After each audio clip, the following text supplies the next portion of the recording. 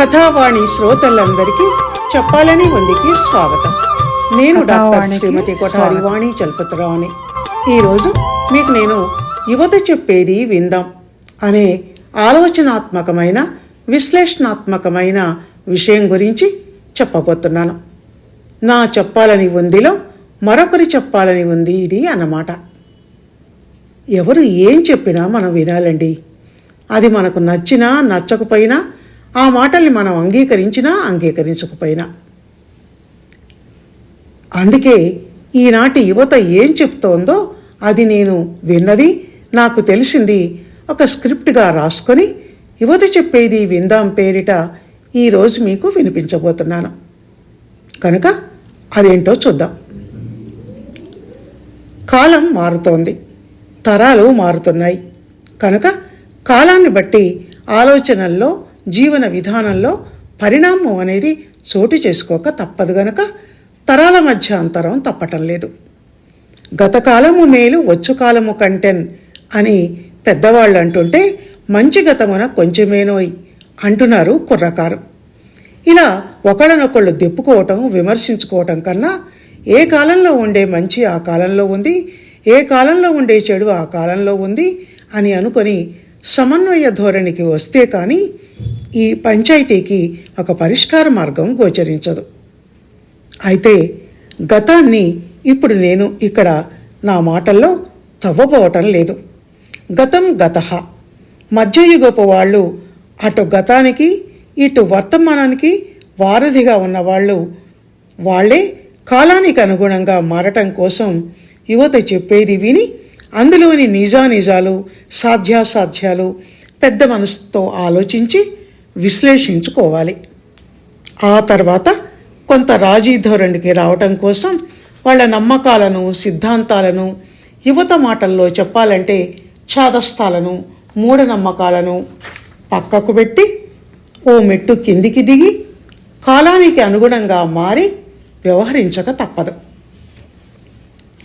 ఏ కాలంలో అయినా పిల్లలు చెప్పింది పెద్దలు వినాలి, కానీ పెద్దలు చెప్పింది పిల్లలు వినరు. వినటానికి వాళ్ళ వయసు, దూకుడు మనసు సిద్ధంగా ఉండవు. ఇది మనం అందరం అండర్లైన్ చేసుకొని గుర్తుపెట్టుకోవాల్సిన మాట. అలా గుర్తుపెట్టుకోకపోతే మనలోనూ పెద్దవాళ్ళం అన్న అహం మన సంస్కారానికి అడ్డు వచ్చి ఏకపక్ష ధోరణి, అంటే తనే కరెక్ట్ అన్న ధోరణిలో మన ఆలోచనలు, నిర్ణయాలు కొనసాగుతాయి. దాంతో మనం పరకాయ ప్రవేశం చేయలేము. అలా చేయలేకపోతే అవతలి పక్షానికి అన్యాయం జరిగిపోతుంది. కథావాణి శ్రోతలు, నేను అసలు విషయంలోకి దిగబోయే ముందు ఒక చిన్న మనవి అండి. అది ఏమిటి అంటే, ఇందులో ఇప్పుడు నేను చెప్పబోయే మాటలు యువతకు నా వాయిస్ ఇచ్చి మీకు వినిపిస్తున్నవే కానీ అవే నా అభిప్రాయాలు అని అనుకోవద్దండి. కొన్ని చోట్ల నా అభిప్రాయాలు కూడా అయితే అయి ఉండవచ్చు. ఎందుకంటే తినగ తినగ వేము తీయనుండు అన్నట్టు ఎదుటివాళ్ళు చెప్పే మాటలు మనకు నచ్చినా నచ్చకపోయినా వినగా వినగా ఒక్కోసారి అది నిజమే అని మనకు అనిపించే అవకాశం ఉంటుంది. కనీసం ఇదేంటో దీన్ని చూద్దాం అని అనిపించే అవకాశమైనా ఉంటుంది. కొన్ని సందర్భాలలో నాకు అలా అనిపించిన మాట నిజం. కాలానికి అనుగుణంగా నేను నా ధోరణిని, పద్ధతులను మార్చుకోవాలి అని అనిపించిన సందర్భాలు ఉండి ఉండవచ్చు. ఎందుకంటే ఆ తరంలో చాలామంది, లేకుంటే కొంతమంది అయినా అతి మంచితనానికి పోయి జీవితాన్ని కోల్పోయిన వాళ్ళు, సెంటిమెంట్స్తో అతిగా బాధ్యతలు, అతిథి మర్యాదలు భుజాన వేసుకొని ఆస్తులు సైతం పోగొట్టుకొని అప్పుల పాలైన వాళ్ళు ఉన్నారు. ఆపద అనే ఊబిలో ఉన్న వాళ్లకు చెయ్యి ఆసరా ఇచ్చి పైకి లాగబోయి వీళ్ళు ఊబిలో పడిపోయిన వాళ్ళు ఎందరో ఉన్నారనటానికి చరిత్ర నిలువెత్తున నిల్చొని సాక్ష్యం చెప్పటానికి సిద్ధంగా ఉంది. కనుక అతి సర్వత్రా వర్జయేత్ అన్న సూక్తిని ఆ తరం వాళ్ళు గుర్తుపెట్టుకొని ఈ తరాన్ని విశ్లేషించవలసి ఉంటుంది. ఇప్పుడు ఇంకా ఈ యువత చెప్తున్నదేమిటో చూద్దాం. వ్యక్తి అంటే అతనికి పూర్తి స్వేచ్ఛ, స్వాతంత్ర్యాలు ఉండాలి. తనకు ఇష్టం వచ్చిన డ్రెస్సులు అవి ఎలాంటివైనా వేసుకునే హక్కు, ఇష్టమైన తిండి తినే హక్కు అతనికి ఉంటాయి. శాంతి, అహింస అంటూ గాంధీ శక్తులు వల్లించే కాలం కాదిది. ఒక చెంప కొడితే మరో చెంప చూపించు అనేంతటి మంచితనం ఈ రోజుల్లో పనికిరాదు. అలా ఎవరన్నా ఉంటే చేతకాని చవట దద్దమ్మ అనుకొని వంగబెట్టి 4 పీకిపోతారు. ఎవడన్నా మన చెంప మీద కొడితే తిరిగి వాడి 2 చెంపలు వాయించు అన్న కావేశాలు, రోషం, పౌరుషం, కోపం, దూకుడుతనం ఉంటేనే ఎవడైనా మన జోలికి రావటానికి గజగజలాడిపోతాడు. ఈ మోడర్న్ యుగంలో మా యంగ్ జనరేషన్ చాలా ఫాస్ట్, చాలా ఇంటెలిజెంట్. వేడి రక్తం ఉరకలు వేసే వయసులో ఉన్న మమ్మల్ని రాముడిలా ఉండు, బుద్ధుడిలా ఉండు అని ఉపదేశాలు ఎవరన్నా చేస్తే మా రక్తం మరిగిపోతుంది. స్మోకింగ్, డ్రింకింగ్, పబ్బులు, క్లబ్బులు, బాయ్ ఫ్రెండ్సు, గర్ల్ ఫ్రెండ్సు, లవ్వులు, డేటింగులు ఇవన్నీ మాకు చాలా కామన్ థింగ్స్. అందులో ఏదో తప్పుందని అనుకోవటం లేదు. మేము లైఫ్ని ఎంజాయ్ చేయాలన్నదే లైఫ్ పట్ల మా కాన్సెప్ట్. నచ్చిన వాళ్ళను పెళ్లి చేసుకోవటం, ఇష్టం తగ్గి లోపాలు కనిపిస్తుంటే ఇద్దరికీ కుదరటం లేదు అనుకుంటే డైవర్స్ తీసుకోవటం, మరొక నచ్చిన అబ్బాయిని లేక అమ్మాయిని పెళ్లి చేసుకోవటం తప్పేమీ కాదు. అది చాలా మామూలు విషయంగా పెద్దలైన మీరు తీసుకోవాలి. తప్పొప్పులు, పాపపుణ్యాలు ఎంచుకుంటూ కూర్చుంటే జీవితంలో ఏ నిర్ణయాన్ని సాహసంతో తీసుకోలేక అందరితోటి అడ్జస్ట్ అయి సుఖం, సంతోషం లేకుండా బతకాల్సి వస్తుంది. ఈ కాలానికి తగ్గట్టుగా మేము ఉండలేకపోతే మా యువ ప్రపంచంలో మమ్మల్ని ఎన్షెంట్ అని ఎగతాళి చేస్తారు అన్నవి ఈనాటి యువత వ్యక్తి ఎలా ఉండాలో చెప్పే మాటలు. ఇక కుటుంబం గురించి వాళ్ళ అభిప్రాయాలు ఏంటి అంటే, ఈ బంధాలు, బంధుత్వాలు అన్నీ ట్రాష్. ఇది ఆర్థిక ప్రపంచం. ఇందులో అన్నీ ఆర్థిక బంధాలే. అమెరికా వంటి విదేశాలలో 18 ఏళ్ళు రాగానే పిల్లలు వాళ్ళ దారి వాళ్ళు చూసుకుంటూ ఎలా దూరంగా వెళ్ళిపోతారో ఇక్కడ అంతే ఉండాలి. అమ్మ, నాన్న, తోబుట్టువులు, అమ్మమ్మ, బామ్మ వంటి సెంటిమెంటల్ మరియు ఎమోషనల్ రిలేషన్స్ మనిషిని ఎదగనివ్వకుండా కుంచుకుపోయేలా, ఒక దగ్గర పడి ఉండేలా చేస్తాయి. ఏదైనా ప్రాక్టికల్గా ఉండాలి, ప్రాక్టికల్గా థింక్ చేయాలి. కుటుంబ ప్రేమల కన్నా కెరీర్ ముఖ్యం. కెరీర్ పరంగా ఎదగటం ముఖ్యం. ఎందుకంటే ఇది పోటీ ప్రపంచం. ఈ ప్రపంచంలో మనం నెగ్గుకు రావాలంటే, మనకన్నా ముందున్న వాళ్ళని వెనక్కి నెట్టి మనం ముందుకు పోవాలంటే పోటీతత్వం, కాంపిటీషన్లో పాల్గొనటం తప్పదు, గెలవక తప్పదు. దిక్కులు చూస్తూ ఒక్క నిమిషం కూర్చున్న పింక్ స్లిప్ టేబుల్ మీదికి వస్తుంది.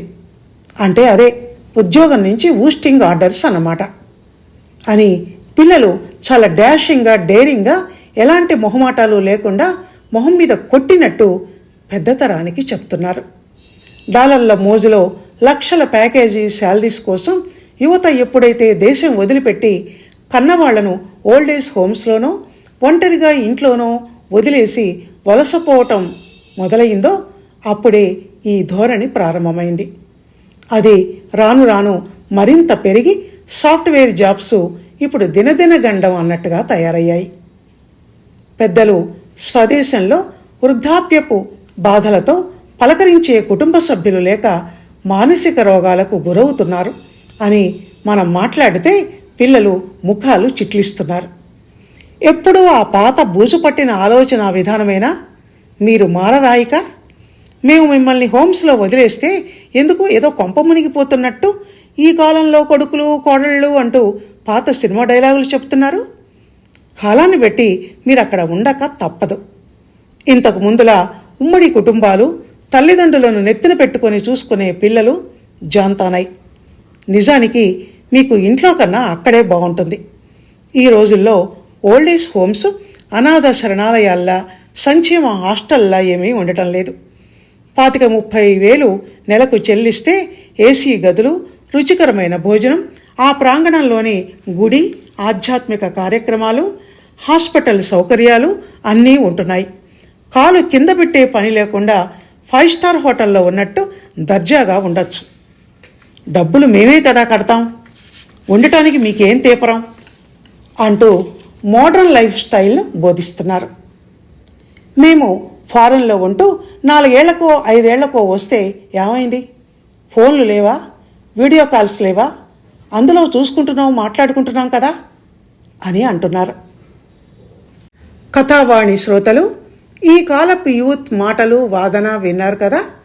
ఇలా వ్యక్తి గురించి, కుటుంబం గురించి వాళ్ళు చెప్తున్నవి ఇంకా చాలా ఉన్నాయి. అయినా నేను కొన్నే చెప్పాను. ఇప్పుడు 1-2 తరాలు ముందు వాళ్ళైన పెద్దలు వాళ్ళ వాదనని సమర్థించటమో ఖండించటమో ఎలా చేస్తున్నారు అన్నది విశ్లేషిద్దాం. నిజమే, వ్యక్తి విషయంలో వెనకటి సిద్ధాంతాలు ఇప్పుడు వర్కౌట్ కావు. కొంత దూకుడు తప్పదు. టిట్ ఫర్ టాట్ లాంటి చర్యకు ప్రతిచర్యలు తీసుకోక తప్పదు. అతి మంచి వాళ్ళకి ఇవి రోజులు కాదు. కానీ కొన్ని సున్నిత విషయాలలో, బంధాలకు సంబంధించిన మానవ సంబంధాల విషయంలో స్టాప్ అండ్ ప్రొసీడ్, ఆగు, ఆలోచించు అన్న ఓపిక, సహనం, సంయమనం తప్పదు. కృత్రిమ మేధస్సు రాజ్యమేలుతున్న ఈ రోజుల్లో అయినా సందర్భం వచ్చినప్పుడు స్వంత బుర్రతో ఆలోచించక తప్పదు. ఎందుకంటే ఆర్టిఫిషియల్ ఇంటెలిజెన్స్కు మేధస్సు తప్ప హృదయం ఉండదు. మనిషి చేసే ఆలోచనలు, చేతులతో చేసే పనులలో హృదయం కూడా తన పాత్రను నిర్వహిస్తూ ఉంటుంది. ఏఐ ద్వారా సృష్టించే బొమ్మలు అందంగా ఉంటాయేమో కానీ అందులో జీవితం ఉండవు. మనిషి తన చేతులతో వేసిన బొమ్మకు, కంప్యూటర్లో వేసిన బొమ్మకు తేడా అదే. మనం మనుషులం. మనలో రక్తమాంసాలు, అద్భుతాలు చేసే మెదడు, స్పందించే గుండె ఉంటాయి. కంప్యూటర్లో అవి ఉండవు. చిప్స్ ఉంటాయి. రాత్రింబగళ్ళు కెరీర్ కోసం కష్టించటం అవసరం కావచ్చు, కానీ దానివల్ల యువత ఫ్యామిలీ లైఫ్ని కోల్పోతోంది. భార్యతో ఆత్మీయ మరియు లైంగిక సంబంధాలు, పిల్లల పెంపకం, ప్రశాంత కుటుంబ వాతావరణం ఇవన్నీ కోల్పోవలసి వస్తున్న విషయాన్ని కూడా యువత పరిగణనలోకి తీసుకోవలసి వస్తుంది. ఈ తీరిక లేనితనం, అలసట వల్ల చిరాకు, కోపం, అసహనం కలిగి చిన్న చిన్న విషయాలకే భార్యాభర్తలు పోట్లాడుకోవటం, డైవర్స్ అంటూ విడిపోవటం జరుగుతోంది. ఒకటి కావాలంటే మరొకటి కోల్పోక తప్పదు అన్నది నిజమే. కానీ మనిషి తన అస్తిత్వాన్ని, ఆనందాన్ని, అనుభూతిని, జీవితాన్ని కోల్పోతే ఎలా? అవేగా మనిషిని మానసికంగా దృఢత్వంతో, మానవత్వంతో, మనిషి తత్వంతో నిలబెట్టే సాధనాలు. అసలు దాన్నే కోల్పోయాక ఇక ఆ తర్వాత ఒక మిషన్లా పడి ఉంటేనే, ఉండకపోతేనే. ఇక యువత ధోరణి సమాజపరంగా చూసినా అలాగే ఉంది. Man is a social animal. ఆదాన ప్రదానాలు సమాజ జీవితంలో అత్యంత ప్రాధాన్యాన్ని వహిస్తాయి అని చెప్తుంది సామాజిక శాస్త్రం. కానీ యువత ఇప్పుడు ఏం చేస్తుంది? పక్కిట్లో ఎవరుంటారో తెలియనంతగా పట్టించుకొని తనంతో తలుపులు బిగించుకొని 4 గోళ్ల మధ్య కంప్యూటర్తో కాపురం చేస్తోంది. ఏదైనా అత్యవసరం వస్తే ఇరుగు పొరుగే ఆదుకునేది అన్న ఆ కాలం మాటలను ట్రాష్ అని తోసిపారేస్తోంది. కొంచెం అడ్వాన్స్డ్గా ఉండండి. ఈ రోజుల్లో ఒక్క ఫోన్ కొడితే ఎమర్జెన్సీ సర్వీసులు క్షణాల్లో మన ఇంటి ముందు వాళ్తాయి. ఏది కావాలన్నా ఆన్లైన్లో బుక్ చేస్తే 5 నిమిషాల్లో ఇంటి ముందుకు వచ్చి బెల్ కొడుతుంది. కనుక ఎవరికి ఎవరితో అవసరం పడకూడదు. కాలక్షేపం కబుర్లు చెప్పుకుంటూ గడపటం వల్ల టైం వేస్టే కాక అది మోడర్న్ కల్చర్ అనిపించుకోదు అంటూ అలాంటి సలహాలు చెప్పి సందేహాలను వెలిబుచ్చే పెద్దలను అనాడీలుగా చూస్తున్నారు పిల్లలు. ఈ కాలపు యువత తన కెరీర్ గురించి తప్ప ఈ సమాజం గురించి, ఈ దేశం గురించి పట్టించుకోవటం లేదు. దేశంలో ఏమేమి సమస్యలు ఉన్నాయి, పరిపాలకులు వాటిని పరిష్కరిస్తున్నారా లేదా, దేశంలో ఆర్థిక రాజకీయ పరిస్థితులు ఎలా ఉన్నాయి, ఏ రంగం ఎలా పనిచేస్తోంది, సామాన్యుడు ఎలా బతుకుతున్నాడు, దేశ సరిహద్దులు సురక్షితంగా ఉన్నాయా లేవా అన్నవేవి యువత పట్టించుకోవటం లేదు. అవి నా పనులు కాదు, దేశం ఎలా పోతే నాకే, నా ఎంజాయ్మెంట్ నాకు ముఖ్యం, నా కెరీర్ నాకు ముఖ్యం అంటోంది. దాని ఫలితంగానే మన భారత మేధస్సు విదేశాలకు వెళ్ళి ఆ దేశానికి ఊడిగం చేస్తోంది. ఎందుకు అంటే డాలర్ల సంపాదన కోసం, అక్కడి పౌరసత్వం కోసం. పెరుగుట విరుగుట కొరకే అన్నట్టు ఏదైనా పద్ధతిగా ఒక మోతాదులో అన్నట్టు లేకుండా గంగవెర్రలు తినట్టు ప్రవర్తిస్తే దాని ఫలితం కూడా అలాగే ఉంటుంది. ప్రస్తుతం అమెరికాలో మన భారతీయ ఉద్యోగుల పరిస్థితి ఏంటో టీవీ మాధ్యమాల ద్వారా కళ్ళారా చూస్తున్నాం కదా. ఇదండి యువత అంటున్న మాటలను, వాళ్ళ మనోభావాలను నా గొంతుతో మీకు నేను వినిపించాలి అనుకున్నది. విన్నారు కదా. నిజమే అని అనిపిస్తే లైక్ చేయండి, షేర్ చేయండి, కామెంట్ చేయండి. మళ్ళీ వచ్చే వారం మరో మంచి విషయంతో కలుసుకుందాం. అందాక సెలవు. ధన్యవాదాలు.